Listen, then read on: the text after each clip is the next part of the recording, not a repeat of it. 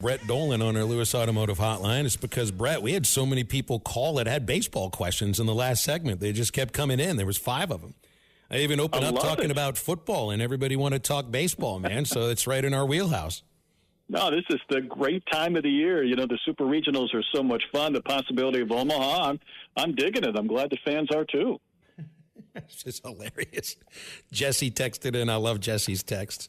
He says he hopes the baseball team isn't fishing too much right now. It would be a shame if they got hooked in the hand or fried in the sunlight, didn't have enough sunscreen on. I think they've just been fishing during the evening. But, yeah, nobody needs to get hooked in the hand. That's for sure.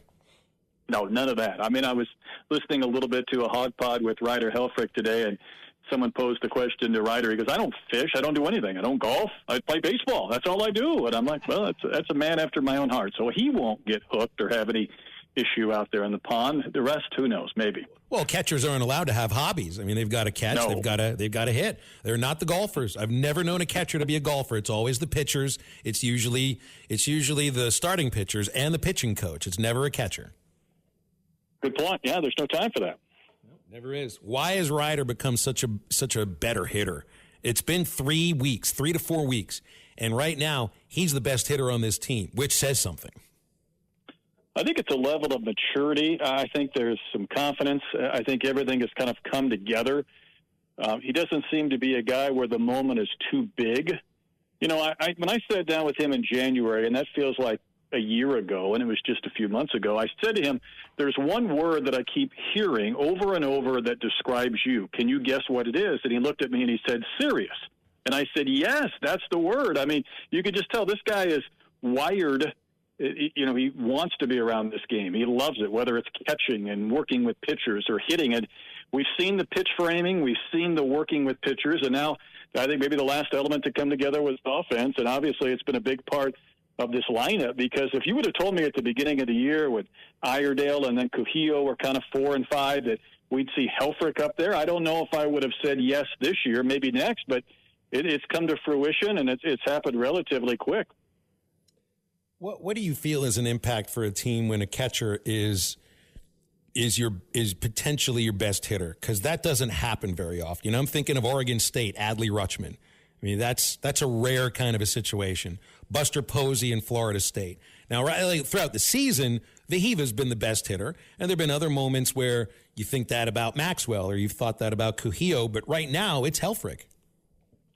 I think it just gives you offense at a position that anything you get beyond average is a bonus, because whether it's sometimes up the middle or behind the plate, you feel like if someone could do the job defensively, they're going to help your team. Well, if they can do the job defensively and produce big-time numbers, it's probably one of the reasons why Arkansas is still playing, that not just the depth of their lineup, but guys that are really good defensively and offensively.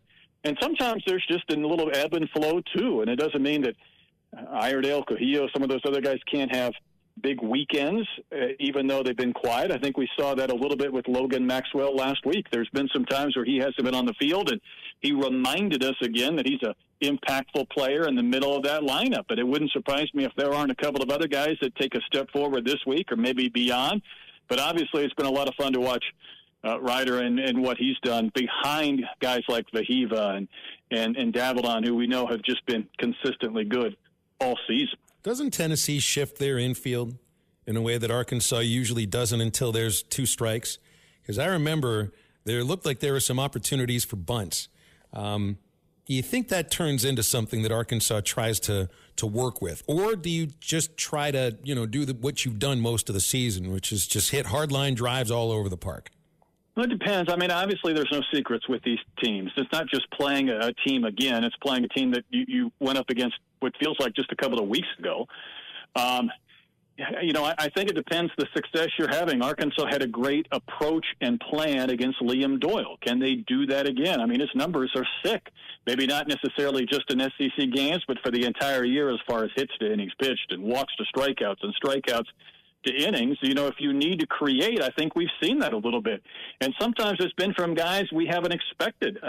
Dave was joking about the number of times this year that Thomas has homered on 0-2 pitches after he's not put a bunt down 0-1 or hasn't liked to pitch the bunt, then he's just swung away and homered. I mean, there are some elements to this offense that look a little different than years past, whether it's the ability to play small ball if you have to, or just maybe create a little bit differently in some innings. Now, obviously, a lot of their runs came on homers in the regional, and they overwhelmed the teams they played. I don't think they'll overwhelm Tennessee, but I do think they have more talent.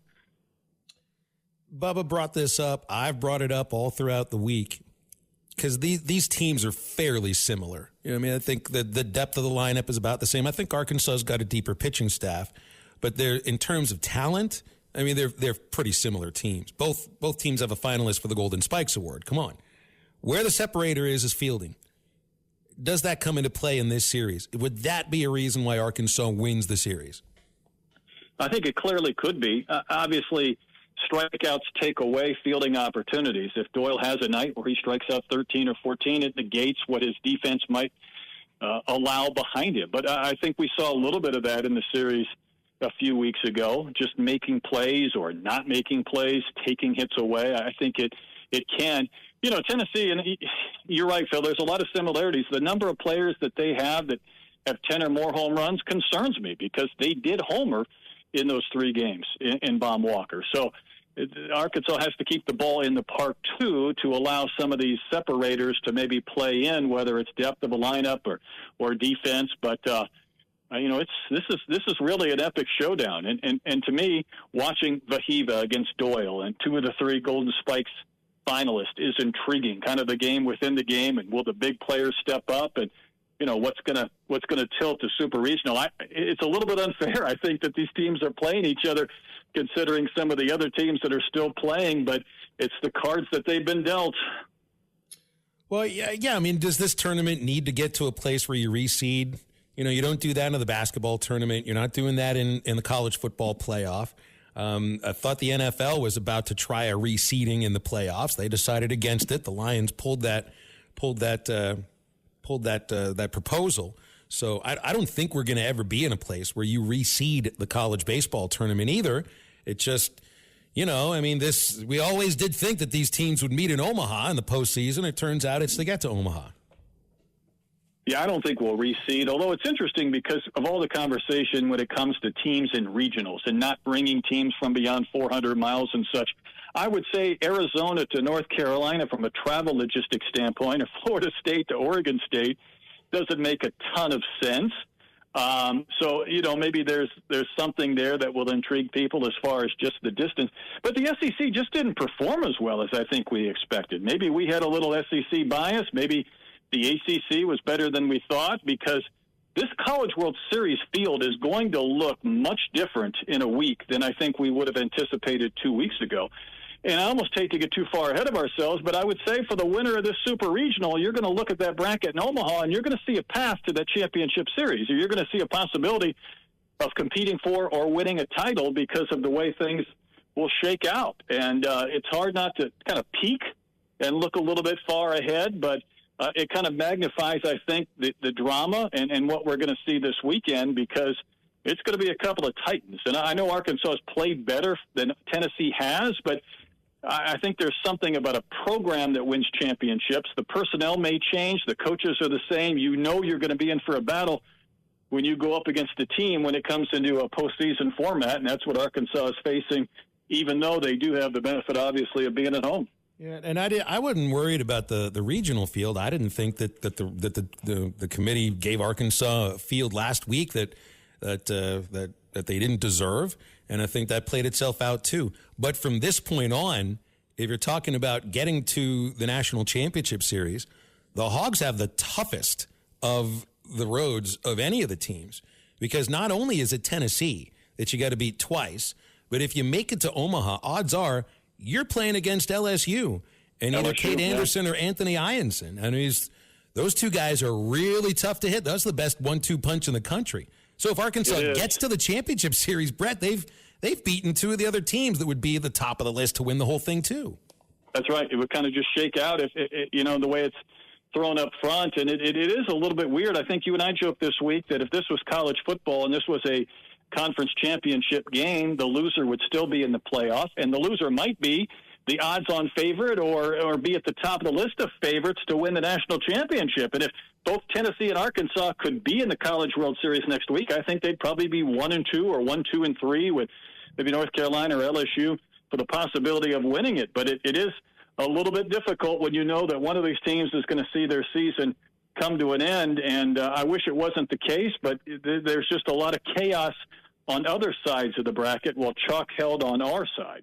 BetOnline is the world's most trusted betting platform and your number one source for all your sports betting action. With baseball season in full swing, BetOnline has more ways to stay in on the action with the latest odds, news, scores, and even live in-game betting while the games are being played. We keep the dog days of summer rolling with the largest selection of odds on everything. With updated odds on the MLB, UFC, and boxing to tennis and NFL futures, BetOnline remains the best online source for all your sports wagering information. In between games, head over to the BetOnline Casino with all the top Vegas-style games, including poker and live casino. BetOnline, the game starts here.